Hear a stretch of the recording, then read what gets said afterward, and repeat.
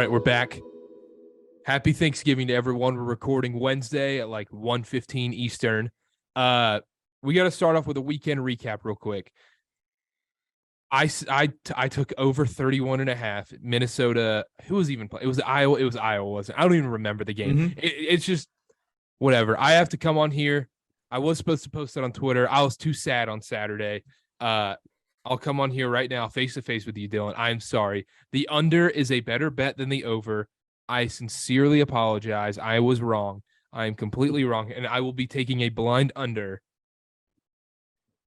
Oh, okay. I didn't come prepared for that, but I think I can pull one. I think I can pull one out of that. I don't think that'll be too difficult. Come on now. I think I can find one. I will say it was really refreshing that the big media conglomerates gave us a taste of real football in Minnesota, Iowa after giving us Wake Forest, North Carolina the week before. Okay. Hold up. You tweeted out, if you don't follow Dylan, follow him on Twitter at Wilkerson A. Dylan. You tweeted out, oh, I can't do soccer. There's not enough going on. There's no goals, too much passing around. Mm-hmm. This is boring. But then you go on and say, I hate scoring in football. You're an unders guy. And you're all of a sudden saying you don't like soccer? And then you're England, Iran, 6-2 is more my speed. But you're an unders guy. You can't just all of a sudden say, no, I like scoring. No. Well, I can say that because in soccer it's continuous for like you're just running around for 90 minutes. In football, you have a play that has there's no commercials. It doesn't matter. In football, you have a play that ends in a result. You either gain yards or you lose yards. And I just happened to gain any yards, Carter. I like it when they turn the ball over when they're about to score. Sue me. I like long clock killing drives than a punt. If that's the biggest crime I commit, then guilty. You're sick, Dylan. You're sick. Okay, that is sick. That is yeah, 15 to life on that one. That's disgusting. And your favorite of all time is red zone turnovers, bro. Right at the goal, like at the half-yard line. Like that's like the ultimate dream right there. Getting stuffed at the one. Oh. Yeah. Other stuff from the weekend, TCU squeaks out against Baylor. Baylor money line does not hit. Baylor plus 2.5 does hit. Can we talk about TCU just for a quick second? How about the balls on that kicker to run in straight from the sidelines? No like walk back or anything. Just straight from the sidelines right into it. I thought that was crazy. It was pretty baller, bro, for them not to have a timeout and then to expect the kicker just to go out there and kick it on the fly.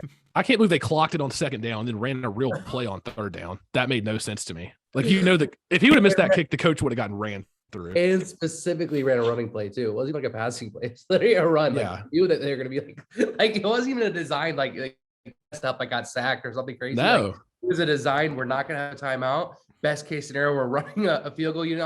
Like just to kick it on the fly. It's crazy. Yep. That makes actually sense. Crazy. They're still not good. I don't care what you tell me. They're not good. You sound like Paul Feinbaum, bro. You and him should do a podcast together. You can call me Paul Feinbaum. You can call me whoever you want. They are not. They're going to be a 20+ point underdog against Georgia or whoever they play in the playoff. Oh yeah. I mean, almost so too. It would be a couple touchdown dog against Georgia though. I just don't see. Look, at the end of the day, you're in a Power 5 conference. You're going to feed it. You're going to make the playoff. Yeah. Simple That's as that. true too. You're going to be one of the 4 teams. Like that just and I'm not saying they don't deserve to be in by any means. I'm not going full SEC, blah, blah, blah. SEC pooped on itself on Saturday anyways. Tennessee's now out of the playoff no matter what. LSU has to beat Georgia to get in. But because, I just don't believe in this TCU team at all. But credit to them. They earned it. Grant, we as BYU fans, we always dream of this. Like, if BYU went through their undefeated season, we would be that 20+ point underdog against Georgia and get waxed. But it's the dream. I just see what it would look like. I'm hearing exactly what it would sound like. Like you said, if BYU's in the situation. Now, are they going to be in that situation in the near future? No. But if they were, right, that I'm hearing everything where it's like, who have they played? Which, again, statistically, I'm going to go back to the stats. They actually prove that that's not true. They played one of the harder schedules compared to those teams that are in the top echelon. Like I said, all of us have eyes. All of us know the talent roster is not the same as Georgia, but it's like you can't be mad at the fact if they're winning, like they're getting the job done. It's just people don't want to be like accept the fact that like they're going to take one of the playoff spots from maybe a USC or like one of those bigger schools that like people want to be able to like have in there for a sexier pick. That's what really bothers the media. It's like I would rather have a USC team in there than the TCU team. Like, let's be honest, that's what they want.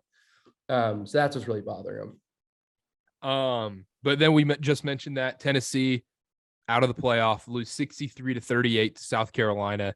They're done. I mean, the Hendon Hooker Heisman season's over too.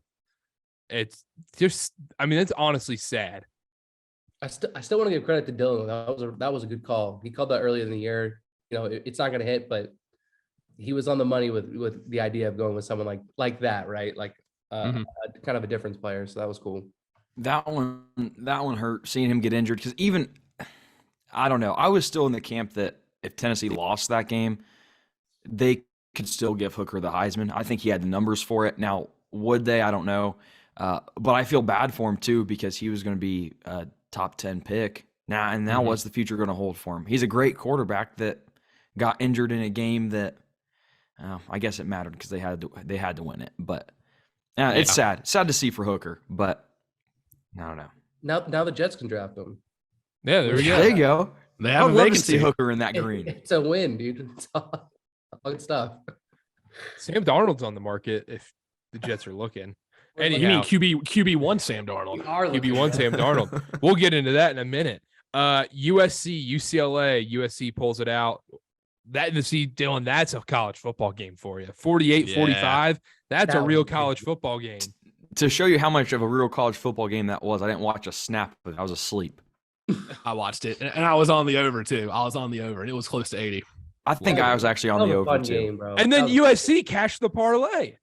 Yes, that was amazing. That amazing. Feels like a month ago. I forgot that even happened. We're good. We're not going negative units in any sport now. I was gonna say, can we just take a second? We hit a college football parlay. It took us this long. You stayed with us. If you rode, you're reaping the rewards. If you rode, you're positive. If you rode, you're positive. That's what we need to say. We make you positive in all the sports that matter the most. Trust the process. Soccer, I can't speak for soccer. We don't really put a lot of plays. We're gonna have. I'm getting destroyed, honestly, right now. But we're gonna put together a World Cup parlay. You guys are gonna have to look at lines here in a minute. We're gonna put together a nice World Cup parlay at the end of the show. Caleb Williams is probably the Heisman, right? Him or Stroud? I would take Caleb Williams. He's got Stroud, the numbers. Right? He's got the numbers right now. Yeah, he had a Heisman moment that for sure, like in that situation. Because it seems like it genuinely so much comes down to this Michigan-Ohio State game. I think the Heisman might be on the line. Obviously, a playoff spot's on the line. Big Ten championship is on the line. It's because I think if Stroud throws up a stinker against Ohio State, Caleb Williams has to be, and Caleb Williams wins the Pac-12 championship, wins out. He's winning the Heisman. Dude, they're not if they are going to win the Pac-12 championship. Like it's already written. Like that's happening.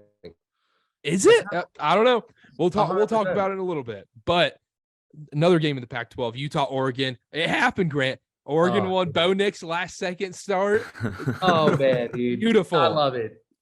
Grant's been in the trenches all weekend. Always with the blue check. Up to Sunday was amazing. Like it was one of the greatest weekends. It was just great. Everything about it, leading up, everything happened like we wanted it to happen.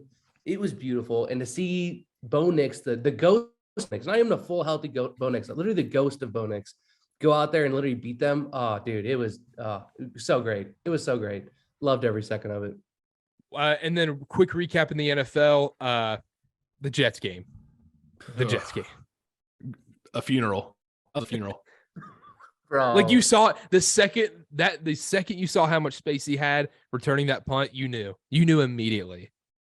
Oh, bro. If that's Dylan's dream right there. 3-3 game. Literally. I had the under football. Yeah. I mean, bro, it was the worst football game I think I've ever watched in my entire life. Like legitimately, I think it's the worst. Painful. Everything about it, both sides. Mac Jones, Zach Wilson. Mac Jones doesn't look good either. People want to rag on Zach Wilson. Mac Jones looks pretty terrible. Dude, Mac Jones literally is awful, bro. Like he can't move. He can't move around. I don't understand. He looked so much better last year. Yeah. The Patriots could run, the Jets couldn't. So like not only were both quarterbacks terrible, but one side could actually run a little bit, one side could not. Like Zach Wilson, for as horrible as he was a leading rusher for their team. Think about that concept. with like 27 yards. Like, it's bad, bro. It's bad. It's very bad. That was one of the worst games I ever watched. And look, I know we're going to talk about it. Is it right now we get to talk about this, Carter? Well, I want to talk about one other thing in the NFL real quick. Cowboys was the easiest play of my life. You know what? That's fine. I'll accept I was on the wrong side of that. I couldn't go back on it. Because like a nice five-star 5-unit dub for me. It saved the weekend. After I said it on the podcast, I couldn't go back. Carter setting a dangerous precedent. You're saying after the game it was a 5-star play. I didn't hear any echoings or any murmurs of 5-star. I didn't say it on the. I said it was my favorite pick on the podcast. I did say it was my favorite pick on the podcast. I think me and Carter were on the same side. Yes, on this. and then I did not put it out. I did say I did tweet it out. I was on the Cowboys. I didn't put 5 units next to it, but I did say biggest play of the day was the Cowboys. Okay. All right. Yeah. And I texted all of you and said biggest play was the Cowboys. I know I texted Connor. Connor did text me that. Yeah. Carter did text me that. I will make it public now. Every time it's a 5-unit play, it'll be public. How about that? I like it. On the podcast, it was 3, and then I was like, you know what, this deserves to be 5. 1,000% this deserves to be 5. It was the easiest line. Vegas was literally telling you what was going to happen in that game. The Cowboys had no reason to be a 2-point favorite in Minnesota. Have you all seen the stat that they have a negative point differential now? And they're like, yes. Yeah. How crazy is that? The Vikings were on the exact opposite side of it last year too. That was crazy to me. Is they went 500 or a little just above, just under, and their point differential was minuscule. They were in a lot of those games, yeah. And real quick, last thing from this past weekend in the NFL, Kansas City with that crazy comeback over the Chargers. Pat Mahomes. I mean, I talked about this on our NBA pod, Connor. I always say this, like, why do we deviate from what we know? Yep. Pat Mahomes is the best quarterback in the NFL. Why do we all of a sudden pretend Josh Allen is, pretend Justin Herbert is, pretend Tua is? Pat Mahomes is the best quarterback in the NFL. I've never in my life, like if you told me what they have one timeout, minute and a half left to drive the length of the field and score a touchdown to win, and I'm pretty sure 95% of people were like, oh, this is probably going to happen. Like, tell me what other quarterback do you really think that's going to happen with that level of confidence? At the moment right now in the NFL. Nobody. It's just Pat Mahomes. That's such a good point. That's such a good point, Connor. Josh Allen's had the red zone picks. He struggled, so I wouldn't even say he was like a guarantee to drive that field. Like, Pat Mahomes is one of the only ones. Am I seeing a look of disgust from Dylan? Like, I don't know. Tua is the most valuable player right now to their team. Like, Tua has won the MVP. No, well, you are high. What? Hey, what they do once Tua was out? Hold up. Tyreek Hill might beat Calvin Johnson's record. Who does Pat Mahomes have besides Kelsey? Is nowhere near Tyreek Hill right now.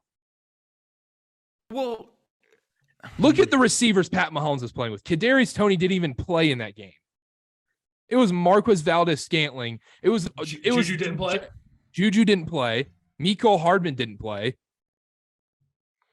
I don't know. I think when you have a conversation about the most valuable player to their team, you have to have Tua, because we've seen how they played when he's not in there, and then we see how they play when he is. Let's take Pat Mahomes out of this game. The Chiefs are not sniffing that game. They are a 10-point dog.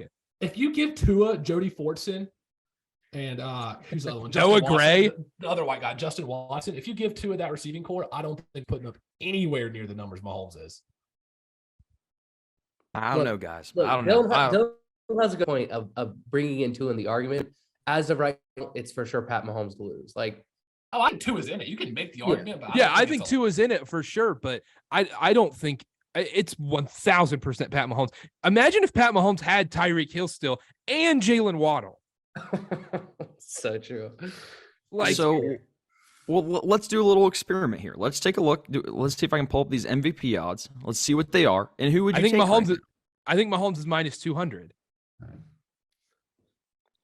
Don't get it twisted, bro. Like, this man should win MVP, but somehow in a couple weeks from now, people are going to try and convince us that there's somebody else that deserves it over him. You watch, bro. It happens every year. Yeah, I mean, it can be like the LeBron narrative in the NBA, where LeBron puts up great stats, but people get old with that narrative, and they're like, well, Tua's the new shiny toy that's putting up a ton of numbers. What about his performance against Tennessee, though? One of the worst pass defenses in the league, when he did have everybody, and he only put up 17 points. I mean, we could put up Tua stinker stats too, though. I don't know if has Tua had a game where he's put up stinker stats. I mean, I think the lowest scoring game they've had was against the Patriots week 1. They scored like 21. I don't know off the top of my head. I'm looking right now. We'll have to dig into the stats there. But I'm not willing to die on this hill. But I'm saying, if I'm getting Tua at 5-1 and Mahomes is minus 200, I would take Tua. Yeah, I'm not talking about the Vegas odds. Yeah. We're not even talking about. I wasn't even talking about MVP. I'm just saying Pat Mahomes is clear cut the best quarterback in the NFL right now. Yes. Okay. There's no argument. I don't see an argument how he is not the best quarterback in the NFL right now. Give him the similar weapons. He's doing even crazier numbers. All right, let's do the NFL right now. Big news coming out this morning. Kind of glad we waited. Until now. Zach Wilson has been benched for Mike White. It is official now. Robert Saleh had his press conference and everything. I'll start first, and then Grant, we'll let you loose. As someone who also has an enormous amount of Zach Wilson stock, this is very bad for our stock. We are now trading at a penny stock right now. Jordan Belfort numbers out here. It's bad. It's really bad. And I'm not selling because it can only go up from here. So why would you sell now? But it's bad. We're in a bad spot. Grant, before I let you go on this tear, I just want to preface this by saying, if you haven't seen the Saleh clip, go watch it. And Grant, I'm sure you'll say this too. He's handled this like a masterclass. I really think he has, because he hasn't thrown Zach under the bus to the point where it's, oh, he's done with this team. Like, we're moving away from him completely. Like, he screwed up. But he also made the right decision in benching him, and he handled it pretty gracefully. So I just thought that was very telling of the kind of coach he is. And I was very impressed. I just wanted to say that. 100%. Yeah, Connor, you're 100% right. Like, I thought this Jets minute was going to be more of like a depressing, like I really thought, like, I was like, man, like, it's going to be super depressing when I talk to the guys like in the podcast, but it's actually kind of the opposite for me right now. It's crazy. It seems like it was one of the worst games I think I've ever watched in my entire life. It was so bad. And I was going to come on here and say, like, look, everyone's dumping on this kid. And again, he deserves credit. He deserves all the criticism for what he said. Now, attacking his personal character, there's definitely some stuff going on that I don't agree with. But at the end of the day, man, I was going to come on here and be like, yeah, like, I believe in this kid and the fact that I think he can eventually get there. But as of right now, like, he's just not he's not the answer. And that's the truth. Like, anyone that can watch it, as biased as we are, as obviously BYU fans that have watched every single game, like, can say that. But Connor hit it on the head, man. Like, the press conference that just happened, Saleh knocked it out of the park in an impossible situation where you have to literally balance an entire locker room that has playoff aspirations and your quote unquote, right, future at the quarterback position. Like, what are you supposed to do? And I don't know how they did it, but they actually hit it out of the park. It just makes me feel like they have the right pieces in place to have a successful organization long-term. So I'm just super impressed, man. I'm impressed with the fact, and it's everything was needed. I think it's a win-win situation for everyone. Zach needs to sit and reset. Exactly what they said. He needs to reset his fundamentals in the pocket. He needs to reset what he's doing with his legs, more so his lower body, and setting his feet when he's throwing. It's out of whack. And like they said it perfectly, it is out of whack. It's just off. And it's like, that's what's causing the issue. And I'm hyped, man. Like, I'm going to be the biggest Mike White supporter in the world. I honestly don't know what that looks like. I do think he has a favorable, I think I saw a statistic the other day where these next stretch of games are going against some of the worst pass defenses in the NFL. So like I said, hopefully that helps him in, starting off in the middle of the season. So like I said, I'm hoping for playoff aspirations, and I don't think the story's written with Zach in New York. I think he still is going to have a chance to come back and prove to his teammates that he can be that guy. So it's a huge win-win. As bad as the situation was, looking at it today, I have a ton of optimism for the future of not only Zach Wilson, but of course, like the organization of New York itself. I'm hyped. I'm excited. Okay. Couple things. First off, if Zach Wilson does, let's say he never puts on a Jets uniform again, are you going to still be a Jets fan? Sorry, what? If Zach Wilson never puts on a uniform again, are you still going to be a Jets fan? Yeah. Really? You like the sauce? You're riding with the sauce? I like their team, man. They're fun to watch. Like I said, I just gained so much. Like, I think their fans are ridiculous. I think they're some of the most irrational. And again, it makes sense because they're Mets fans, and I can't stand Mets fans. Whoa, hey, big Mets guy. It makes sense. But look, I'm not like, they have the good and the bad for sure. But I love their team, man. I love the organization. Like, I'm happy to support them as a fan for sure. But like, they handled it well. Look, the kid wasn't playing well. He's out of whack. He's out of sorts. Like, you got to reset him. And I think they're doing the right, like what Saul said was right on. You can't just keep putting this kid out there and knowing that his mechanics aren't correct. Be like, there's going to be a different outcome this game. Like, I hope that, there may have been just because they're such a bad defense, but even then it's not sustained success when you're actually looking for a playoff run. So I'm with him, man. Get him reset, get him right, get the stuff that you need to get right. And then you can reassess and always go back to it. I don't think this is a situation. Sometimes people were talking about how like this is 100% like an indictment of like they're done. They're never going to go back to. I'm like, I don't think that's true at all. I just think they need to reset a couple things, and I think he will get his chance again. I mean, he was the second pick in the draft 18 months ago, right? So like, I think it's too early for all that. All right, I have another question for you. Are you going to become a Carolina Panthers fan when we inevitably trade a third-round pick for him in this offseason? Yes, that's also true. Yes, I'm going to follow my situation. If the Jets don't want to move, like if they know that he's not their guy for him, right? Let's just say that's the direction this goes. Like Mike White balls out, or they're just like they fall in love with like a late pick in Hendon Hooker or something like that, right? And there's or a veteran like Jimmy G. In fact, that's all I see their fans tweeting out right now is they want Jimmy G. So let's say they fall in love with Jimmy G. That's what they get. I would love for Zach to be in a situation where he's able to compete against a starting caliber quarterback and see if he can win the job. Like, for example, going to San Fran, competing against Trey Lance, like that would be super fun. Like those two rookies competing it out, it would be, or not rookies, but younger quarterbacks. That'd be super fun to watch. I would love something like that. But like I said, his story's not written 100% done in New York. It's not over yet.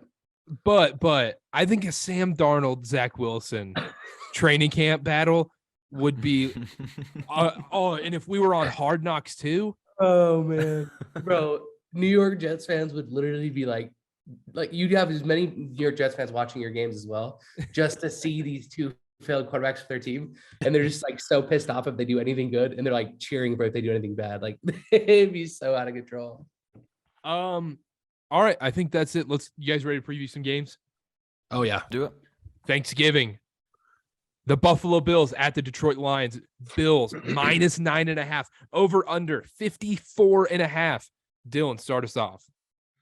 I actually hate all of these Thanksgiving games. What? I've looked at them. I've tried to find something. I like football on Thanksgiving, but I hate all of these games. But they're going to be good games. This is a good slate. This is a good slate, Dylan. Come on. But there were no picks that stood out to me. Like I kind of like the under here. I think unders on Thanksgiving. I don't have no stats to back this up, but Thanksgiving like an unders day. Am I crazy there? No, I actually preview real quick. I took the under in the Buffalo Detroit game already. I got it at 53.5. It's probably right. I like that. I would ride with that if I had to pick something on that game. I kind of like the over. No, dude, the Lions are getting too much credit. They've been like good, but I don't know. No, their defense stinks. My favorite play in this one, I don't have it on me right now. I'm looking it up right now. I want Bills team total in this one. I think the Bills are about to put up a ton of points. This Lions defense is not that good. They're not. The Giants were genuinely terrible in that game, and they still put up 18. The Bills are going to put up 30 plus in that one, I think. I'm guessing the total would be around 30.5, 31.5. Yeah, that sounds right. Probably like 30 to 34 points, something like that. It's 31.5. I see it right here. It's 31.5. I think Bills put up 35. But I want to take the over. I just don't know if I can trust the Lions to score. On the under. I think the Lions pooped the bed, and even if the Bills do put up 35, that means the Lions have to put up a 17. And I don't know if they're doing that. Anything on the spread at 9.5, it's a big number. No, it's way too big of a number. Well, we've seen this year with this big of a favorite, it usually doesn't work out. Yep. But I also don't trust the line. Like I don't Lions at all, too. Yeah, that's where I'm coming to with you, Dylan. It's like, but it's also the Lions defense. I'm like, they could put up, like we talked about, 35 points. Like, I'm not touching the spread of this one. Yeah, I'll be honest. I agree. I don't have anything right now. I know I'll end up having an anytime. I know I'm going to go crazy on the anytime touchdowns in this one because you kidding me? You tell me Josh Allen's not running one in? Singletary. I like Singletary in this one. There we go. There you go. I'm sure all right. Like that won't be as like, Stephon Diggs is probably minus 140. Josh Allen might be even. I think Singletary might be like a plus 125. I think that's pretty easy. The Dallas game, Thanksgiving. Giants at the Cowboys. Cowboys -9.5. Over under 45.5. Once again, I think I'm on Dylan's side on this one. These are hard spreads this week. They are. And like for this one, I actually kind of like the under because the Giants are just run the ball. They have no other option. They're not going to be able to pass it against Dallas. Daniel Jones won't have time to pass the ball. The question is how quick and how often is Dallas going to score? I'm going to say under here. What'd you say it was? 45, 46? 45.5, and the spread's 9.5. Yeah, I would take the end here. Again, that's just kind of my default. But Giants are going to be able to pass the ball. That is true. Dylan, I'm on the opposite. I actually took the over in this game. I got it at 4.5. Because we're hot last week. I think they can come out and put up another 28 points. The Giants are 7-3. I know they're a fraud 7-3. I think they can score a couple of times. I do think they can score a couple of times. They're coming off that stinker against the Lions. I think they can score a couple of times. Like I was saying, though, the Cowboys are coming off a pretty big win against the Vikings. Huge win against the Vikings. They're hot on offense. And the Giants are coming off that horrible game against the Lions. I think they can score a couple of times. I do. It's 44.5 is what I got it at. I don't think that's a crazy amount of points. And I want to have a little fun on Thanksgiving. You know, I don't want to take a couple of years. Like, I want to mix it up. And I like this one better than the other two. So I'm taking the over here. Oh man, y'all are getting side between mom or dad. While we were talking, the line just moved to 10. It's rough, bro. Because I hear both your arguments. I will say this: I kind of lean the under with Dylan. That kills me to say it, but just because, like, bro, the fact we're saying the Giants are 7-3, like, do we hear ourselves right now? This is like an alternate reality we're living in. This is crazy. A little fraudulent. They are fraudulent. We talked about that. You guys are right. Like, it is a bit to extent fraudulent. So, but I just don't. I think the Giants, on purpose, are going to try and like limit possessions. Right, like you said, try on that clock out. I think it's gonna be one of those like the bias from basically the Cowboys' output last week is kind of skewing this in our minds of like they're just gonna explode on offense. I think the Giants are gonna have a completely different game plan to make it happen. So that's why I kind of lean the under here. I've got nothing on this one. I've got nothing. NFC East games are the hardest games to pick. Like they're a 10. I don't want to lay 10 with Dallas. It's kind of the same thing with the Buffalo game. Mm-hmm. Like it feels like, hey, well, I might take the Giants. Divisional game, double-digit underdog. Dallas is coming off a blowout win. Just moved to 10. It just moved to 10. Oh, I think I'm going to take the Giants. What if I want to take the Giants? What if there was a little teaser? They're both 10-point favorites, the Bills and the Cowboys. You don't like teasing that down a little bit? Ooh. I don't know. I like teasing it up, taking both 17 with both, or whatever it is, or like 16, 17. That'd be kind of crazy. I could see the Cowboys winning by 20 plus, though. I could. But I could also see the Giants winning this game outright. This is like, I have no read on this game at all. Let me see if the Cowboys are in a look-ahead spot. I don't know who they play next week. I'm looking real quick. It's Thanksgiving, though. Oh, they play the Colts. Yeah. I don't have anything official. Maybe a Tony Pollard first touchdown. Chalk. I think we could possibly see Dallas defense any touchdown score. I don't hate that. Micah Parsons destroyed Kirk Cousins. Speaking of Kirk Cousins, New England at Minnesota. Minnesota -2.5, over under 42.5. I'll start this one off. I'm scared for my Minnesota futures. I have a lot on the Minnesota futures. I'm not worried about the division or anything. That one's locked in. I have some playoff ones that I am worried about. The left side of the offensive line might get murdered this week against the Patriots. This is why I kind of like the Patriots here, but I don't want to bet on Mac Jones. I don't think I have the balls to bet on Mac Jones winning a football game. No. I completely agree. But you're getting points in that defense. They're playing as good as anybody right now. And I understand they played Zach Wilson in 2 of the last 3 opponents that they played, but like they're good, bro. Against a weak offensive line, they're going to destroy them. Yeah, they're like Judon is literally the sack leader in the country or in the NFL, and he's not stopping. That guy is an absolute animal. Like their defensive line is legit. Their defense is It's very, very good. I could see them definitely getting a defense. I'm probably going to bet that. I'm probably going to bet defensive touchdown this game. That might be the best play. I was going to say, Carter, you're going to go crazy on anytime touchdowns. I don't know if there's one I trust in this game. I don't know if there's one I trust in this game. Yeah. No, not at all. Like, it was like one of those games where KJ Osborne's going to catch a touchdown, something like that. Like, it's not going to be Dalvin Cook or Justin Jefferson. Yeah. I'm not doing Justin Jefferson, Dalvin Cook, or any of that. I'm going to be really light on the NFL on Thanksgiving. A lot of college basketball going on, World Cup. I kind of would, Brazil, Serbia, big game for the futures for me, my Serbia boys.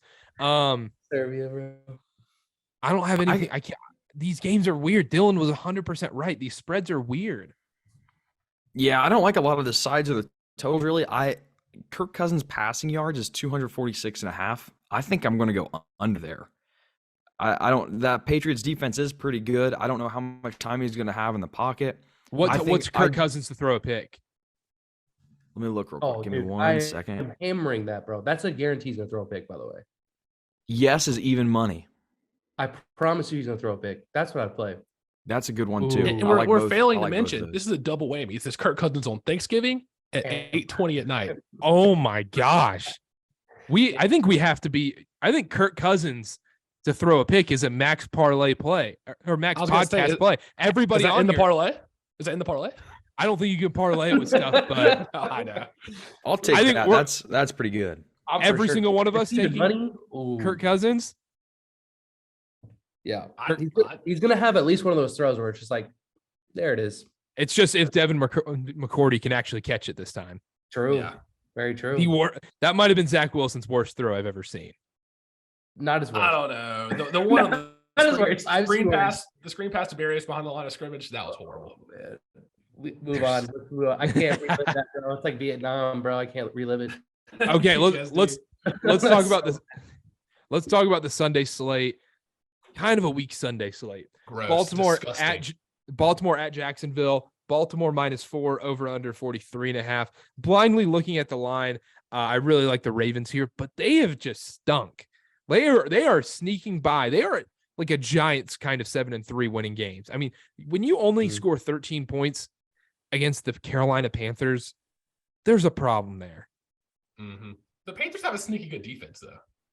Come on. No, their defense is good. I'm not saying that, but 13 points against a team. The Panthers could not score the ball.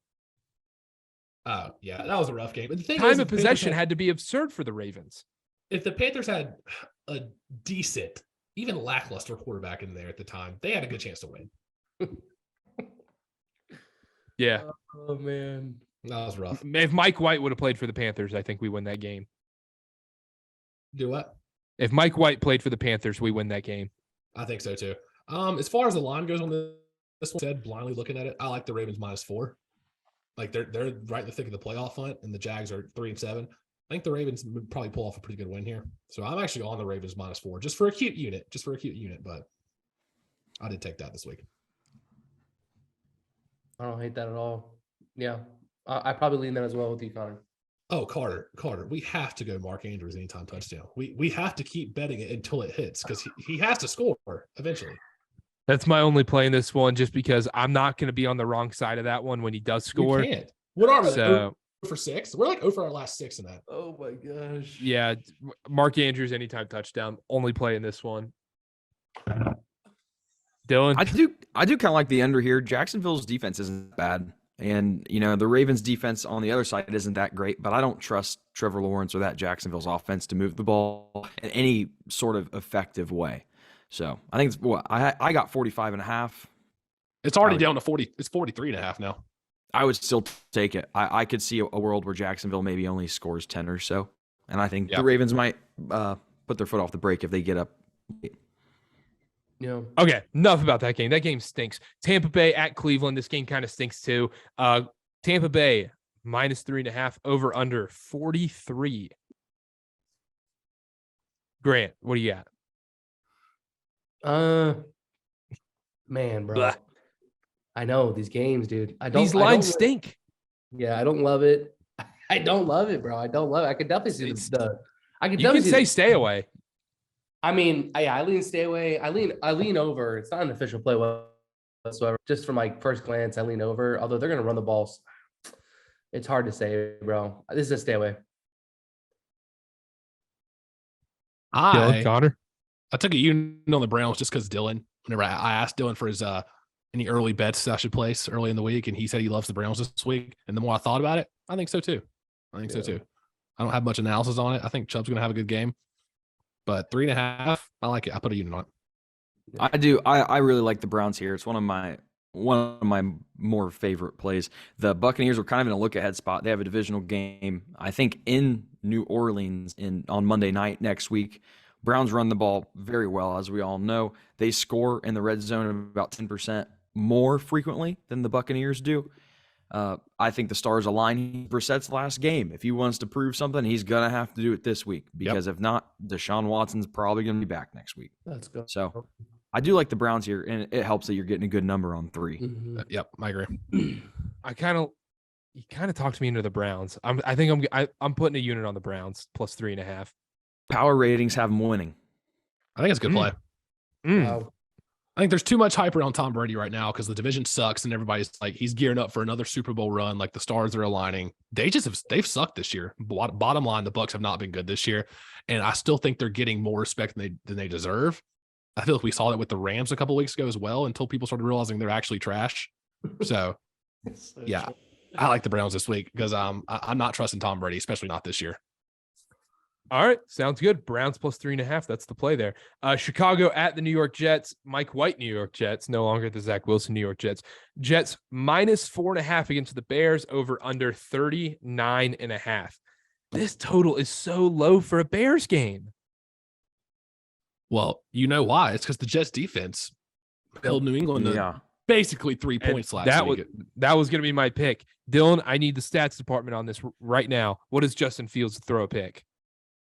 Oh, I got you. He might not play. Is he playing? He's supposed to practice today, is what they said. They came out and said he's practicing. So most likely he'll play. No odds up for the pick yet. Okay, no odds up for the pick yet.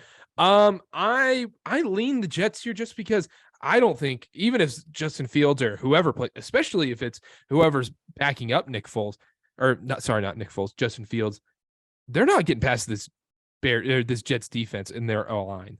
No, I think they're going to give Justin Fields fits, and I think Mike White comes in and honestly has a pretty good game. I honestly think Mike White has a good game. And these dudes are going to be amped up playing for Mike White. Obviously, we saw like this week, the locker room was lost with Zach Wilson, Mike White coming in. It might be time for some Elijah Moore props. Yeah, I don't hate that. And that's where he goes. That was this dude last year. Did you see that Instagram story?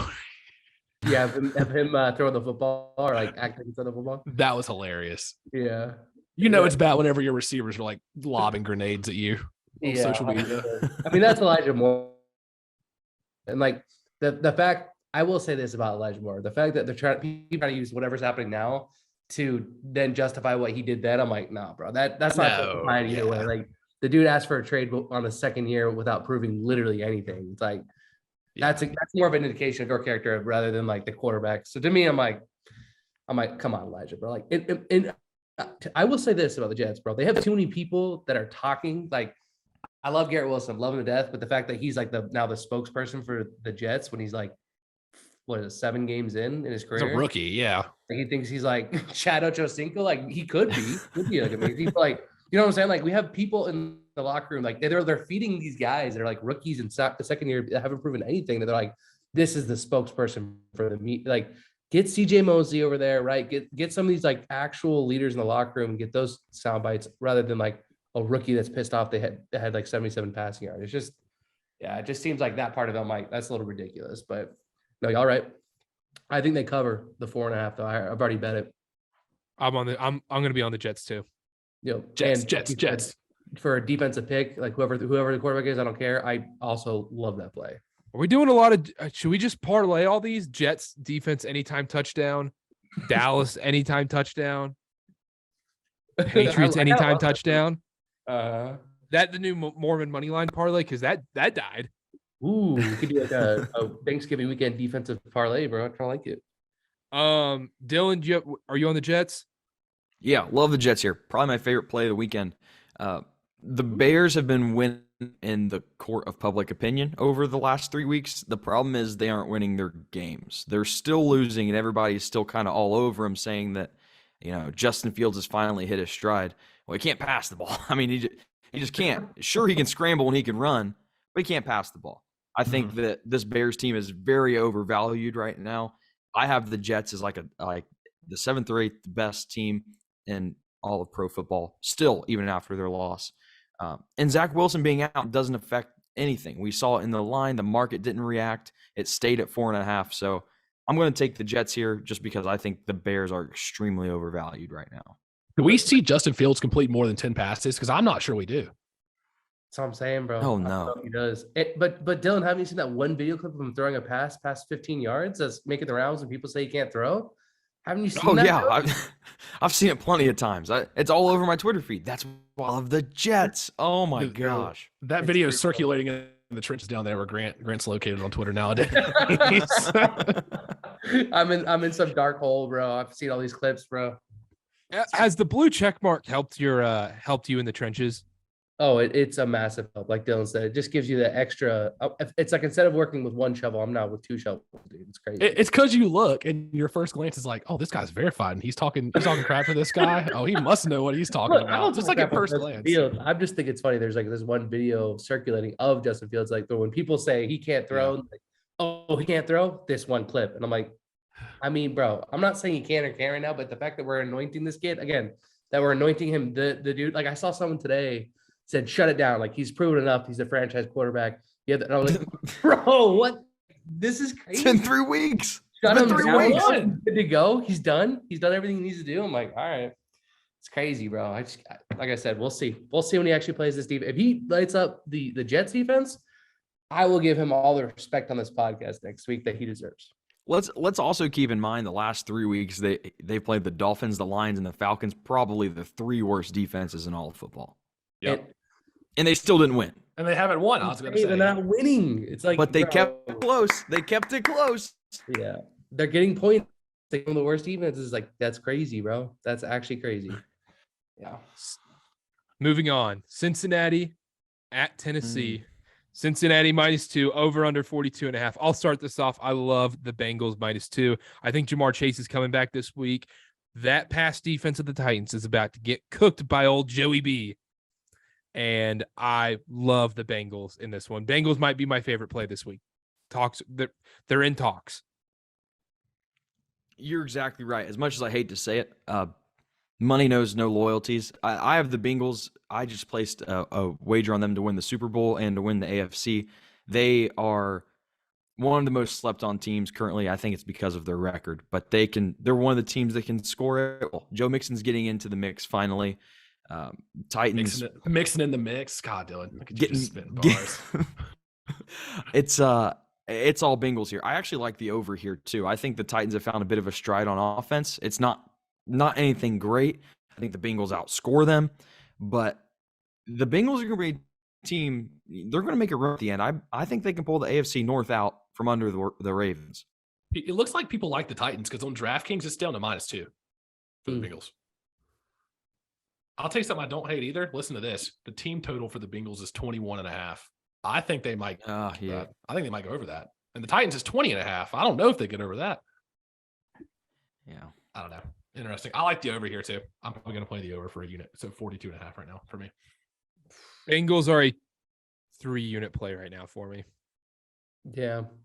It scares me that we're all on the same thought process, though. That normally is not great. So that does freak me out a little All right, bit. hold up, Dylan. Not Dylan. Grant, let's talk this through real quick. The public is on the Titans. Okay, that makes me like the Bengals more. There you go. See, we're just sharp. I don't think you understand. We're just sharp on this podcast. We are. I mean, if you look at our stuff week by week, you just see the knife sharpening. I mean, it's like it is just getting the blade's getting sharper every single week. Part of that stride for sure. No, with you guys, man. I actually might even I might have both the first half and the full game of the Bengals just because, like I said, last week it didn't hit, but I feel like this week it will. So I might play both of those. Okay, let's move on. Let's steamroll through some of these games right here. Atlanta at Washington. Washington -4.5, over under 41. Gross game. I'm not taking a damn thing in this game. I'm staying completely away. I think Washington's cool. I like Heineke, but I'm staying away. Yeah. Nothing Dylan? me. No, whoa, force him a stayaways. You got Well, absolutely actually- nothing in that one. Are you sure you don't want Brian Robinson touchdown, Carter? Because that worked out so well for us last week. Nope. Gibson gets all the snaps. Can you imagine? That was ridiculous. That was a good pick. No. You were on the right side of that article pick. You were on the right side, Dylan. I lean over in the Washington Atlanta game, but I'm not taking it. You're crazy. Chase Young's supposed to be back. Don't care. Over. And I'm not even gonna bet it. I'm just saying over. I can just say over. It's a lean. Who cares? Denver at Carolina. Denver -2.5 in Charlotte, over under 36.5. Dylan slated for this one. Dylan, take us away. This won't be the article pick, but I feel like I'm missing out on being a part of history if I don't take the under here. I feel like I'm missing out. It might be As- 7. I kind of like the Panthers here, for being honest. I do too.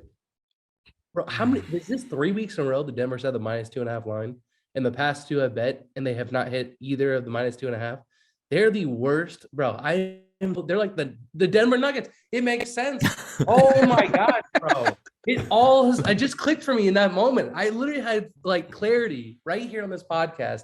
I hate the Nuggets so much betting them because, again, I've talked about it so many times. I'm always on the wrong side of it. The same thing is happening here with this Denver. It must be the Denver market, bro. I have something against the market. There's something going on there. I refuse to put another dollar on let's ride Broncos country. I cannot do it anymore. They cannot cover 2.5 spread. Even if they blow this team out, I'm still going to be like, I'm glad I stayed away because I cannot stand betting on Denver teams, apparently. I learned a couple weeks ago to stay away from the Broncos. Best decision I ever made. Sweating out a bet watching the Broncos play, I'd rather claw my eyeballs out. It is disgusting. Sam Darnold is playing in this game, guys. Does it not? That's what I'm saying. They have so much there's so much they have talent the on that names. roster. The defense have is the names. outstanding. They And have the best defense in the NFL. Bro, Yeah. how are you this bad? I don't understand. I literally It's just don't understand. crazy to me. I legitimately think if Russell Wilson could just put up 21, 24 points a game, they would be like, I don't know, 8-2. They'd be the 7-2. Vikings. Like, Literally, they would. That's legitimately. They what would it be is. undefeated if they put up 18 points a game. Oh my god. Oh, I did hear that stat. Yeah. That's crazy, bro. That is actually crazy. 18 points a game in regulation, they would be undefeated. Denver Ugh. teams, bro. These Denver teams. But yeah, I'm not gonna play anything in this one just because Dylan, congrats on the over. Or they're under, I guess. You're probably gonna hit that. I don't know. This is gross. I'm gonna watch it because I'm an idiot and I'll watch every Carolina Panthers game, but I hate this with a burning passion. Moving on, Las Vegas at Seattle. Seattle -3.5. Over under 47.5. I like the over here. I like the over too, actually. There you go. There you go. Come on. Seattle's pass defense is so bad. I mean, they're just awful. atrocious. Devontae the Adams Raiders is are balling the out same right way. now. Mm-hmm. Yeah, it's weirdly similar, these teams, but Seattle just has better coaching, I think. And that's like the only difference. Like they're kind of set up pretty similarly, but it's just Pete Carroll's better than Josh McDaniels. Yep, 100%. I'm not going to take anything in this game. I would lean. I might dip a little bit of my toes into the Devontae Adams anytime touchdown pool, but that kind of screwed me a few weeks ago, so that's to be determined. I'm not going to take anything in the game. I would lean the Seahawks, though. I feel like they still don't get enough respect. They're a decent team. Yeah, they are.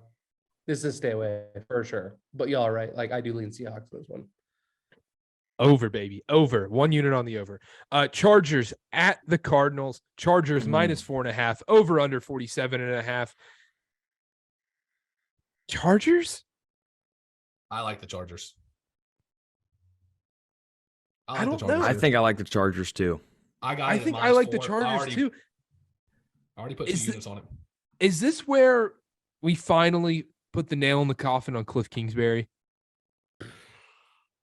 It's about time. It is. Cardinals have been frauds even going back to last year. Yep. Is Kyler supposed to play? I don't think that changes my pick, but I don't think it would change my pick either. Like that's kind of how sad it's gotten with the Kyler situation. He's getting all this money and Colt McCoy comes in and you're like, yeah, doesn't matter. yeah, it's not that big a difference. I'm on the Chargers -4 for 2 units. tough loss against Kansas City on Sunday night, but I think they bounce back this week. I think they're better than the Cardinals by a significant margin. It's a must-win for the Chargers too. That's what I was going to say. It might be a kitchen sink game. Keenan Allen's back. Mike Williams questionable, but Keenan Allen looked good last week. Shouldn't be on a snap count this week. So yeah. What scares me about a lot of these lines this week, we're talking a lot of 4.5s, 3.5s. Those hooks are gonna screw some people in the witching hour. FYI, Sure. just fair warning. But sure. I lean Chargers here. It'll probably get played, but I'm gonna hold off for now. Grant, do you have anything on this one? I lean the same you guys do. Like I said, it's not an official play. I want to see what the line is when we get there. But yeah, I'm with you guys. We're very, very similar this week, which is super interesting because normally we have a lot of games that we differ on. I think we're just all become super sharp. That's just how it is. exactly. All right. Saints at the 49ers, 49ers minus 9.5, over under 43. I guess you could tease. I mean, there's a lot of 10-point teasing options this week. Yeah, I was going to say that there's a lot of double-digit spreads. I'm going to stay away from this because the Niners have been good the last few weeks, but getting 10 points against the Saints, I don't know. Yeah, stay away from me. I have a weird feeling about that. I'm staying away. Stay away here. The only thing I'm going to say about this game is like, what is our pulse on Jimmy G? Like he's such a polarizing player in the league. Future Jets quarterback. What do you mean, Jimmy G? He very well could be a future Jets quarterback. Like I said, that's what they want. But I'm just saying this in general. That organization, how San Fran runs stuff, like it's so impressive to me, man. It's like a well-oiled machine. Like they just plug and play, and like, man, they look really good. Like they have Jimmy G as a quarterback, and they're straight slapping teams around. I have a quick comment on Jimmy G. Do you know how many fan bases and organizations would kill for a quarterback like Jimmy G? I know they have a great defense and great weapons around him, but like they're asking him to be Tom Brady. He doesn't need to. That's not how their team's built. Yep. And they want to go away from him and talk about Trey Lance in the future. That's fine. But Jimmy G, all he does is win games. You can't argue with that. Bro. That's what you can talk about how he does it, his stats, how he looks, whatever. Playoff performances, he's been pretty shaky. He wins a lot of his games, and so many organizations would kill for that. So it kind of annoyed that people were so quick to put in Trey Lance, especially before the year. 100%. Our boy Brian, like shout out Brian, like he is the like. I mean, like I hate to be like Brian, my dude, like, but Jimmy G is winning games, and like they can call him all he wants. And I don't know. I guess we don't watch every snap, but it looks good overall. Like if you're just like you said, from an outside perspective, I mean, when we're watching the quarterback play, we're watching and we're like, I'd take Jimmy G all day. Like that's not bad. They've set him up as well as they could. Adding McCaffrey, they have Kittle, Devo Samuel, Brandon Ayuk, a resurgent year this year. Crazy good defense. They've set it up to where if they're going to win with G, this is the formula they have to rock with, and they've done it as well as they can. Plus Shanahan in general, like we saw what he was when he had when he was on the Falcons with Matt Ryan, and literally Matt Ryan won an MVP. Mm-hmm. Ever since that moment, it's been like a deteriorating slide. I mean, you're seeing obviously it's not fair to say, he's not performing the same as his MVP year. I mean, he's definitely not, but what I'm saying, like, he's a different person now than he was then, right? It's obviously not the same age. It's obviously not the same arm strength, all that stuff. But I mean, ever since Shanahan left, like he's never been the same. It's like, I don't know what he does, but as a coach, like I think it's indisputable at this point to say that he does not know, like he's a stud. He's very good with offenses. He's very good with on his team. I'm just impressed with the 49ers organization. It's just super impressive to me. I do have a 49ers Super Bowl ticket that I am quite happy about. Yeah. I think that's a good feeling you should have. Yeah. You did it before the season, right, Carter? No. I had them winning the NFC before the season. I have to go back and look. I don't remember what the odds were on it. I had them winning the NFC, and then I took them a few weeks ago when they traded for McCaffrey, I believe. I think after the McCaffrey trade, I bet them to win the Super Bowl. Wow. Nice. So anyhow, I know I mentioned Jimmy G to the Jets, but spoiler there. He kind of feels like a Colts quarterback, though. It does kind of feel like he'll get on that carousel. Yeah, he does. He just feels like a better looking Matt Ryan. Is that fair to say? Yeah. I mean, maybe they're going to keep going up. Andrew Luck, and then you just keep getting better looking as they go up. Who knows? Matt Ryan's a good looking dude. We can get into it later, but Matt Ryan, he's a stud. Beautiful man. Rams at the Chiefs. Chiefs minus 14.5, over under 43. I don't like betting the Chiefs with these high spreads. The Rams are terrible. The Rams are like the Los Angeles Lakers of the NBA. They're in turmoil and have no picks. But I almost lean the Chiefs just might win this game 35-10.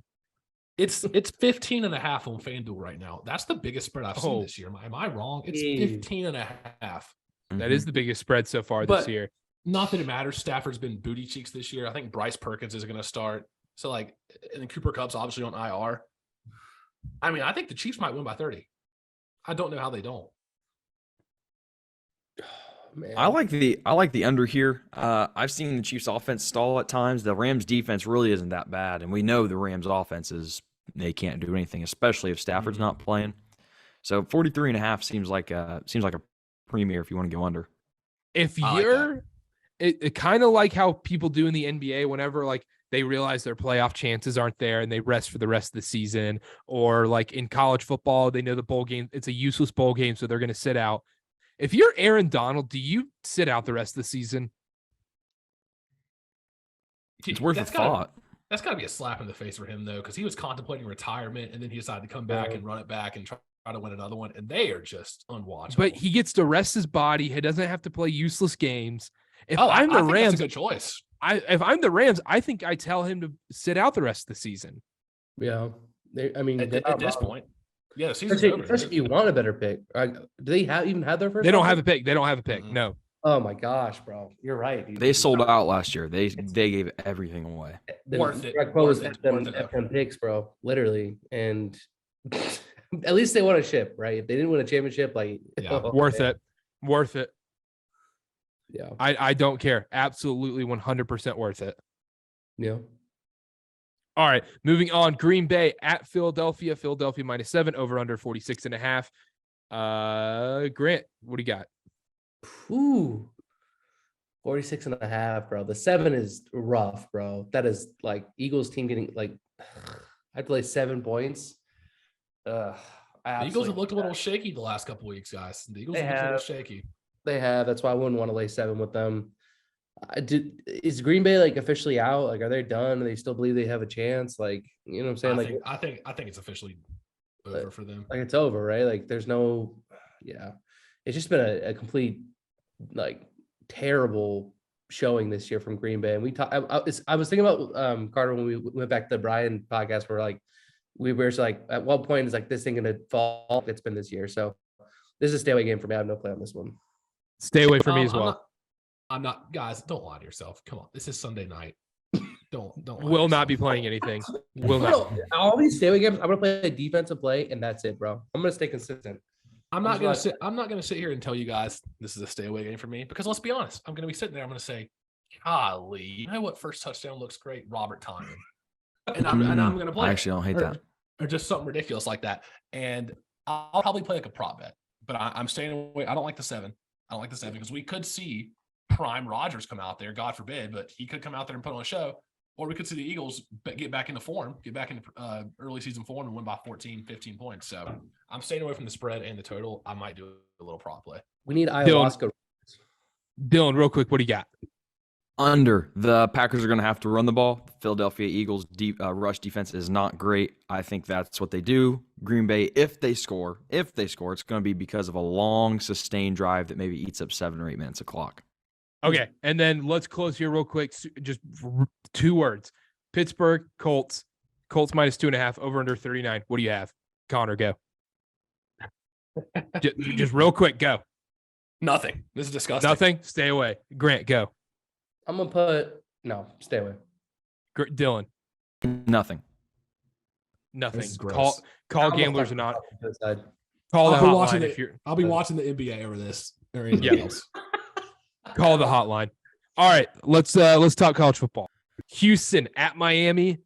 Miami -13.5, over under 47. I'll start off over 47. Right there, neck and neck with my favorite play of the week. Really? This is a big spread. Another big spread. I mean, Davis Mills is on the bench now. Kyle Allen's starting. Didn't even know Kyle Allen still existed. Shout out Panthers legend. Yeah, I don't hate the over at all. I think the Dolphins could put up 31 by themselves. So I don't hate that play at all. If I'm going to lean over, no official plays, but I'm going to lean over. Dylan. Complete sucker pick.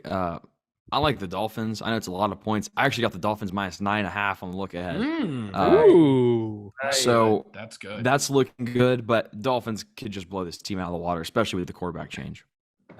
Actually, I think the quarterback change might benefit the Texans. That's why I kind of like the over, but I still think the Dolphins should cover. 13.5 is just a lot of points in the National Football League. I'm going to stay away. Jeff Wilson, anytime touchdown? I love that. I love that. Grant, anything? No, I got nothing. All right, sounds good. All right, let's make the NFL parlay real quick, and then we'll get out of here. I'll go first. Actually, no, I can't go first. I'm deciding between two. Connor, go. Yeah, there was a couple I like this week. I think I'm gonna have to ride with the Chargers this week, though. I'm gonna have to ride with the Chargers. I'm gonna have to go Chargers -4 for the coin. Chargers -4. Dylan. The Browns. Give me the Browns +3. Okay. Los Grant. Browns? Los Bengals -2. Oh, that was going to be mine. You made up my mind I'm for sorry. me. I'm sorry. No. I'm That works sorry. out. Jets. No, not the Jets. I'm No. going Houston. I'm going Houston, Miami. Just to make sure. One last look at the board to make sure. Okay, you guys have to decide this one for me. Do you like the Vegas Seattle over 47.5 or the Texans Dolphins over 47? My vote goes to Vegas, Seattle. I think so Okay. too, because I legitimately think the Texans have like 0 points. Like they legitimately might not score over 10. So I Grant? like the Vegas game. I like the Vegas game as well. Okay, that's the NFL All right. parlay this week. All right, just to make sure, I have over 47.5 in the Vegas Seattle game. Connor, what was your pick again? Chargers, Los Angeles Chargers -4 Browns, against the Cardinals. and then Bengals. Okay, all right. That's the NFL parlay this week. It is Bengals -2, Browns +3.5 against the Bucks, Vegas, Seattle over 47.5, and then Chargers -4.5 against the Cardinals. That one's hitting. This one's hitting. Feels like a winner, This one's bro. hitting. That Winner. I one will feels like a say- winner. the Chargers is only -4, so don't screw me with that hook farther. -4 on the Chargers. There we go. All right, Chargers -4 It's- then. I'm feeling it. I'm I feeling will it this say week. for Dylan's sake, I almost put the Patriots versus Vikings under 42.5 in that game. I was so close, bro. I don't want a that's- Thursday game. I don't Yeah, want a that- Thursday that would game. hurt. Thanks, bro. That That would hurt if it lost. I don't hate it. I think that do not hate it. 42.5 is going to hit. All right, talking college football now. This is the week we've all been waiting for, especially the person down here in the bottom left corner. Michigan, Ohio State. Michigan is at Columbus. Ohio State -7.5. Over under 56.5. Dylan, it's your time. Yeah, so it's great that Ohio State gave us this rivalry this year by going undefeated. They're usually the ones that ruin it. And remember, last year they lost to Oregon, took a lot of pressure off Michigan. That's why they lost the one to Michigan State. So the rivalry's back. The rivalry's alive. And in all seriousness, this game is more fun when it's between 2 and 3. I think this is the first time that they've been undefeated meeting since 2006, maybe. I understand I'm a Michigan fan. I'm talking to you guys right now. I'm a Michigan fan, but my money knows no loyalties, and I'm not going to bet on something that I don't actually think is going to happen. Michigan probably wins this game. It depends on a lot of things. There's injuries we're not going to know about until probably Saturday at 10. We don't know if Corm's going to play. We don't know. I mean, Ohio State's got their 2 running backs are injured. Jackson Smith and Jigba hasn't played since week 1, I don't think. So we're going to see a lot there. But if we get both rosters completely healthy, Michigan's going to win this game. And the biggest trope that's been played all year is this whole narrative that C.J. Stroud is a Heisman contender. C.J. Stroud is on the same level as Bryce Young. He's on the same level as even Hendon Hooker, Drake May. And I put it in Snoopy. I have a couple notes as to why. You see right here. Oh, okay.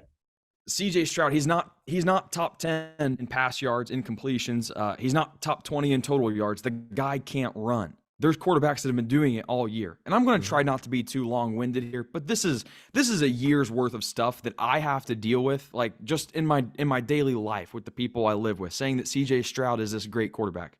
And it's not the case. He is the 34th rated quarterback on PFF. 34th. It's almost the point where it's like, if your team's 11-0, that doesn't automatically mean your quarterback's supposed to be in the Heisman frontrunner. We don't see JJ McCarthy in any conversations. Well, no, of course, because it's Blake Corum, because they run more run plays. Here's a list of quarterbacks that are ranked higher in PFF rating than CJ Stroud. James Blackman, Arkansas State. Tommy DeVito, Illinois. Chris Reynolds, Charlotte. Jaron Hall, BYU. Let's go. Those 4 quarterbacks are rated higher than CJ Stroud. He's dropped 10 points in his PFF ranking from last year to this year. What we say, maybe 5 per wide receiver you had drafted in the first round, maybe 5 points. So in all seriousness, we're looking at a scenario where we're giving CJ Stroud this stuff, and we'll give Marvin Harrison Jr. all the credit. He is the best wide receiver in college football, but he makes CJ Stroud who he is. The question is, are we going to be able to lock this guy up? We have the 3rd best coverage rating according to PFF. Rod Moore, there's another, I can't remember his name off the top of my head. But the guy that we're going to be lining up wide on, Marvin Harrison Jr., 77, 78 rated in PFF. What else do I got here? He gets bailed out by his receivers. Mayan Williams, great running back. Both Blake Corum and Donovan Edwards, if they're healthy, both rated higher than Mayan Williams and Trayvon Henderson. So to sum it up, we're going to see, again, 2 different styles of play. We're going to see Michigan bully ball, run the ball, especially if Blake Corum's there. And then Ohio State's going to air it out. And the question we're going to have to answer is who's going to have more success doing it. As of right now, it's supposed to rain in Columbus, about 40 degrees. I'm taking Michigan here, and we have to stop with this CJ Stroud stuff. If you're a Panthers fan, you don't want him. You don't want him. Unless you can get Garrett Wilson and Chris Olave on your team, you don't want him as your starting quarterback. So I'm taking Michigan. I'm taking plus the points. I'm taking money line. I actually really like the under here. I think that Michigan's defense comes in and they just clamp down on Ohio State. And Michigan, they can't score at the same clip as Ohio State can. That's fair. But I think Michigan defense steps up again big time and holds Ohio State to, maybe 17, 21 points. Dylan, real quick, is there any part of you that, like, those numbers are very convincing and the stats are very convincing. Is there any part of you that thinks it's a rivalry game, last game of the year, both 11-0? That like some of those numbers go out the window just because it's a rivalry game? Or are we banking on that sample size that we've seen the whole year holding true in this last game? For me, it's not even just this year, because going from last year to this year, both teams have downgraded. Our defense is not as, and Ohio State's offense is definitely not. And what gets me going is everybody will tout how great Ohio State's defense has gotten since last year. And I'll give you credit. They went out and they got the best defensive coordinator available from Oklahoma State. Mm-hmm. The best offense they've played, Penn State. They let Sean Clifford score 31 points against them. And other than that, it was either Toledo or Akron. That's the second best offense they've played. Mm-hmm. So I hear what you're saying. It's a rivalry game. These things go out the window.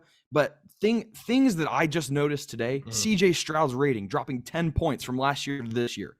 That is 100% because he lost his 2 best wide receivers. Mm-hmm. And he's been playing without Jackson Smith and Jigba all year. CJ Stroud's not the guy. And I'll be honest with you, if I'm taking JJ McCarthy and what he can do by running the ball and passing, I'm putting my trust in JJ McCarthy over Stroud. And to answer your point, Connor, I think, like you said, a lot of stats go out the window in rivalry games, but points don't, right? You're telling me I can take over a touchdown in a rivalry game? Like, I don't care who it is and like where it's at. Like, you give me points in a rivalry game, I'm always going to lean that too. That's why I actually really like Michigan here, just because of the points, right? And I think it started, what did it open up, like 9.5, right, Dylan? 9.5, 10? Yeah, that's another thing. It opened up so high and it got bet down almost instantly. Yeah, like now we're at like 7.5. So it's bet down. So obviously we kind of feel how, we kind of know where people are leaning. We kind of know what Vegas is kind of like walking back basically that line that they put out originally. So I do like the points, man. I'm definitely gonna ride with the boys. You guys know I'm the adopted Michigan fan right here with Dylan. So Number one. I'm gonna be rolling with Michigan for sure as well. I do love this game. Like this rivalry, man, like this is what makes college football better than the NFL and always will be, is because of games like this. So these rivalry games, man, I'm so excited to watch it. I'm so excited to see it. And like these games need to be at the end of the season for this reason. Like there's more implication. There's they're in conference, right? Like it kills me to see BYU and Utah not in the same conference for so long. It's just killed that. It's killed some of that just like importance of the game, right? The fact that Michigan and Ohio State are literally playing in the same, it's just beautiful, man. I love it. Love college football. I'm so excited for this game. But yeah, I'm rolling with Michigan with the points for sure. Let me add one more thing. I won't take up too much time on this game, but this game really is a turning of the tide in terms of the rivalry, in terms of recruiting. If Michigan can win this game, last year's not a fluke. It's not a fluke anymore. It's Michigan can compete with Ohio State, or Ohio State's taking a step back. It means a lot for the years to come. True. I love Ohio State -7.5. Oh my gosh. I'm just kidding. I'm 100% kidding. I love Michigan +7.5. You're giving me a touchdown in this game. Ohio State's overrated. You're when you watch these games with your own eyes. I know, Dylan, you're a Michigan fan. You're a little blinded. You're gonna have the blue and yellow goggles on a little bit. Don't lie. We know it. I'm gonna have the blue goggles on with a BYU game mostly. When you watch these games, Ohio State is not convincing. And you mentioned the injuries with Jackson and Jigba, whatever. I can't say his name. I'm terrible with names. And then their running backs being out.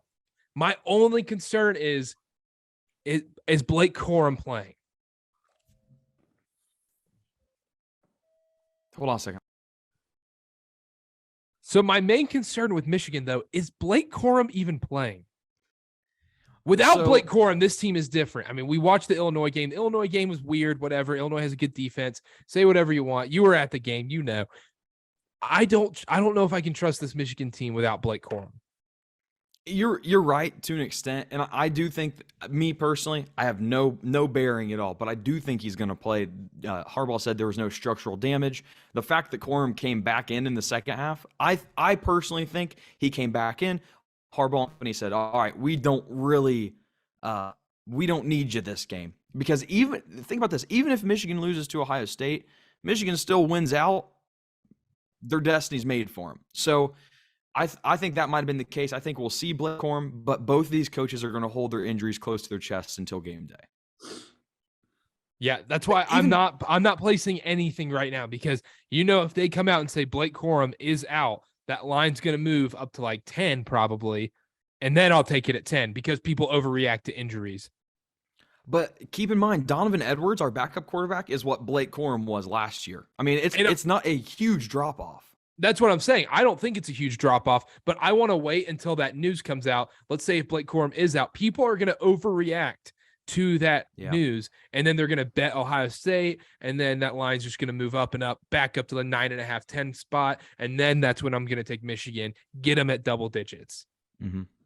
I like it. It's all Michigan here. I'm hoping. We know it's Michigan. Michigan money line is the play here. I'm only going to go with the spread. I'm not going to. Do I take the money line? Yeah, you do.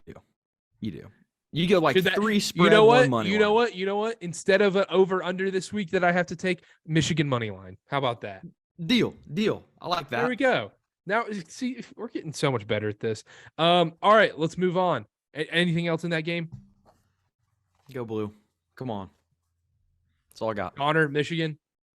I'm not on anything right now, but just for the energy of the podcast, I'll be placing a wager on Michigan on Saturday. Well, Connor, let's talk to you real quick. NC State at Carolina. Carolina -6.5, over under 56. Nobody knows who NC State's quarterback is going to be playing. It could be Chambers. It could be Finley, their 4th string. Carolina coming off a horrendous loss last week. I won't talk too much about that, but let me just say, I sent this in the DM. Anytime there's any kind of expectations, hype, any kind of like, oh my gosh, this program could actually get somewhere, they're fighting for a playoff spot, they have a guy in the thick of the Heisman race, they can't handle it. You saw it in Sam Howell's last year. They can't handle it. Falls apart every year.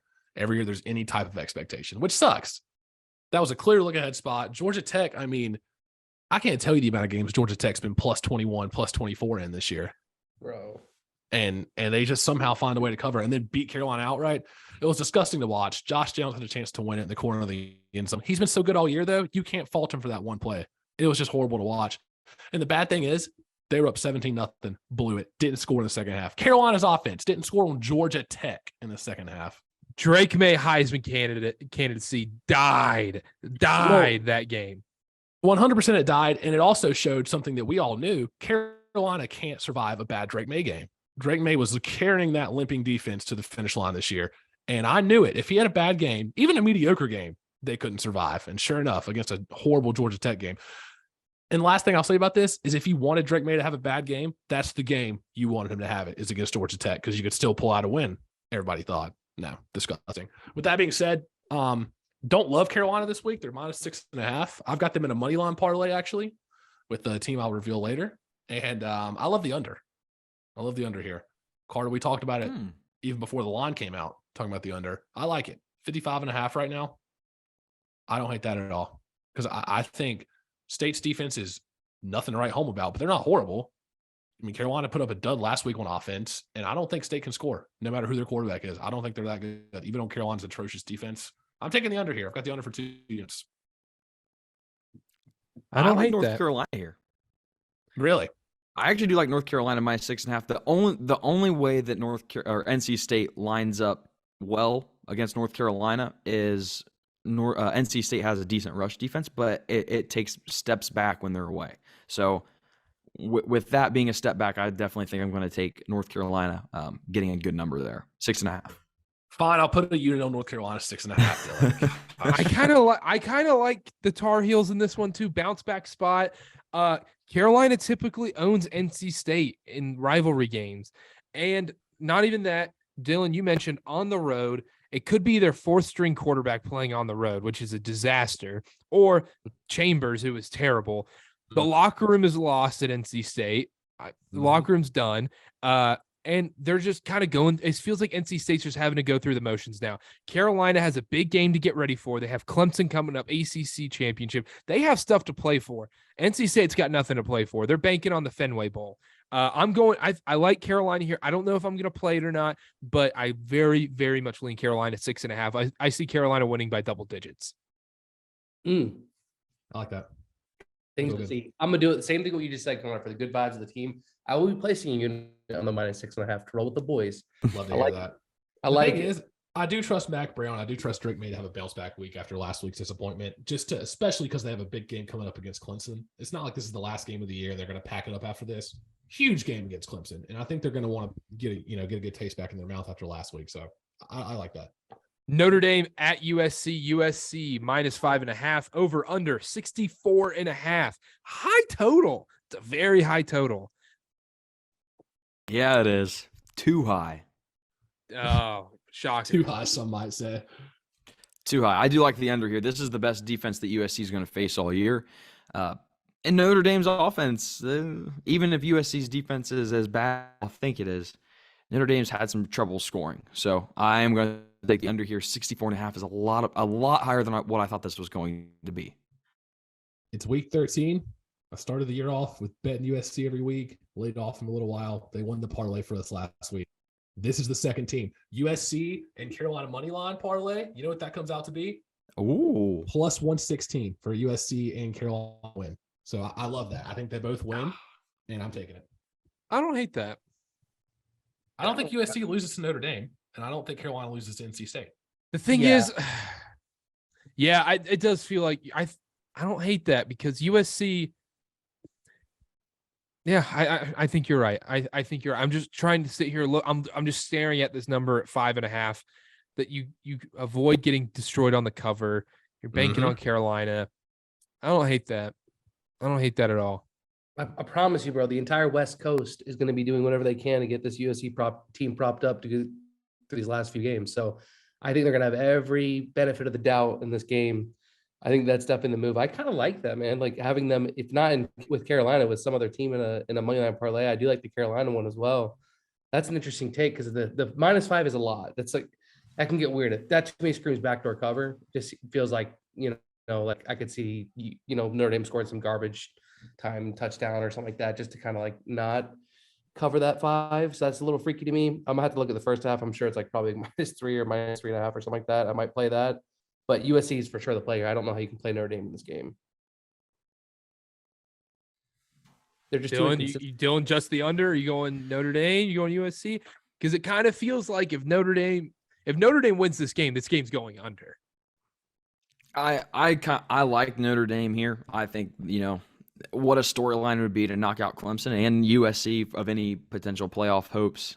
I don't know if I'll take it. If I took anything, I think I would just take money line and be done with it. I don't think I would take the points because I do think that this is a defense unlike anything USC's seen this year. I think Notre Dame could be the playoff killer, but I haven't taken it yet. We'll see come game day. Real quick, is Notre Dame the playoff killer? Because I think Clemson might be getting in this thing. No. We will riot. Hold up. You guys are being a little dismissive. Hold up. First off, let's say LSU loses to Georgia. They're out, correct? Mm-hmm. TCU loses one more game. They're out, correct? Yep. Loser, Michigan, Ohio State is going to have trouble competing with a team in the ACC that has an extra game to play in a championship. If they beat Carolina, you have a toss-up there. Not saying they're in. You have a toss-up there. And then if USC loses to Notre Dame or in the Pac-12 championship, they're out. Therefore, Clemson is right there. I hate to break it to you, Carter. USC is going to go undefeated, bro, until the playoff. Okay, but let's say even if USC does go undefeated, TCU loses. Clemson's probably in. Yeah, that could happen. We're getting ahead of ourselves. They have to beat Carolina first, Carter. Come on. That's a good point. I like Carolina in that one too. Carolina plus 7.5. All right, and then let me see here. Yeah, but I'm gonna stay away from the spread. I kind of like that money line parlay. I might put it with someone else other than Carolina. Like who? Like Ohio State? Like who, Carter? I'm kidding. I'm not. I actually genuinely do like Michigan in that one. I just want to wait until Saturday at like 11:58 Eastern time to place that. Oregon at Oregon State in Corvallis. Last game we're going to cover. Oregon -3. Kind of like the Beavers here. Kills me, bro. They need to win this game. Oregon needs to win this game. Because if they do, it shuts all doors of the opportunity for Utah to go to the Pac-12 championship game. So they need to get the job done. I like the Beavers here. I think the +3 is a very nice spot to be in if you're looking at this game to bet. Oh gosh, I've got nothing on this game. Corvallis is a spooky place to play. Corvallis is a spooky place. You're getting points. Oregon's run defense is terrible. Oregon State can run the ball.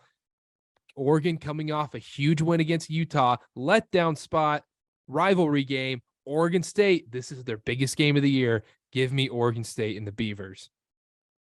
I'm staying away from this, but I don't hate that play. I don't hate that play at all. I don't know either. Oregon State might be my favorite play in college football this week, besides Michigan. Oh my gosh! Disclaimer. Whoa! All right, and my thing is though, whenever I say I have a favorite play in college football, it doesn't mean anything. It just it probably means it's gonna lose. I'm gonna put a play. I'm gonna emotionally hedge this one. I'm gonna put a unit on Oregon -3. No, it does mean something, Carter. It means if it wins, then it's a 5-star play. But if it loses, then we just keep our mouth shut. Exactly. If it loses. No. Like that 3-star play, by the way. College football is illegal for me to put more than 2 units on a college football play. No 5-star plays. No 3-star. No 3-star. I'm done. College is done. Michigan's a 5-star play for me. I don't know if I said that. Michigan's getting 1 unit. Actually, make it 2 just because I have to put a unit on the money line. So it's like maybe it ends up being half a unit. College football can't get any more of my money. I'm done. I've been getting torched. The parlay genuinely saved me. Parlay and the Cowboys absolutely salvaged my weekend. Yep. So shout out the parlay.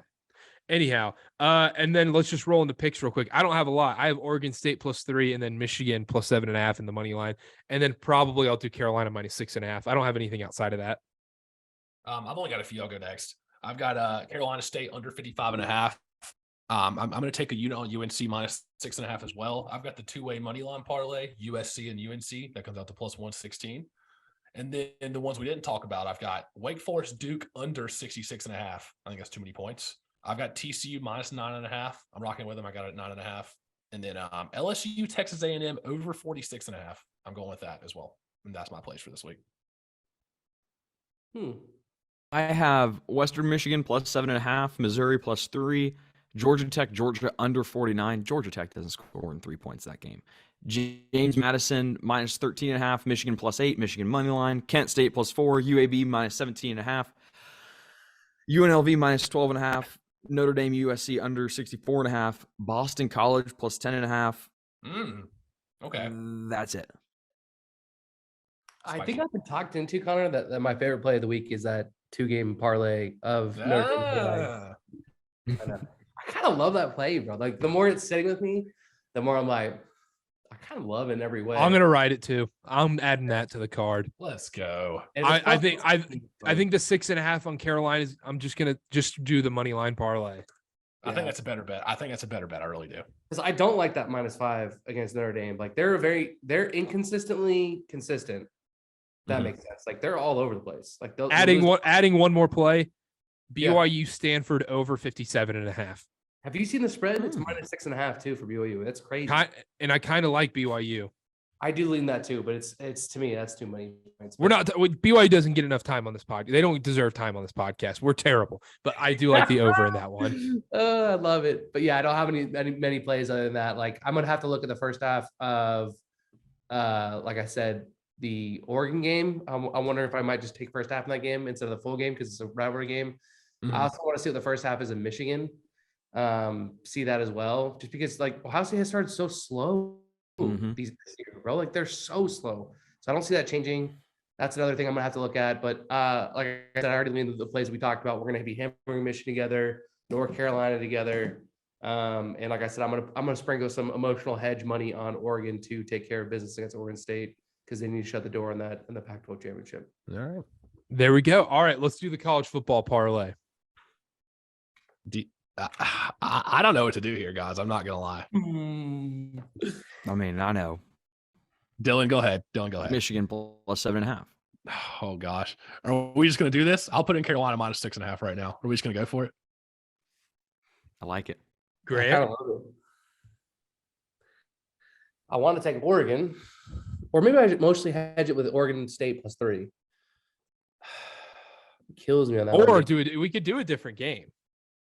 Yeah, we can. There's 5,000 games on this weekend. My gosh. I'll go. I'm doing BYU Stanford over 57.5. Oh, so we've got 3 homer picks already. 3 for 3. Over 57.5? Yeah. Yeah. BYU's defense is horrendous. That's probably going to hit. I like that. It all comes down to you, Grant.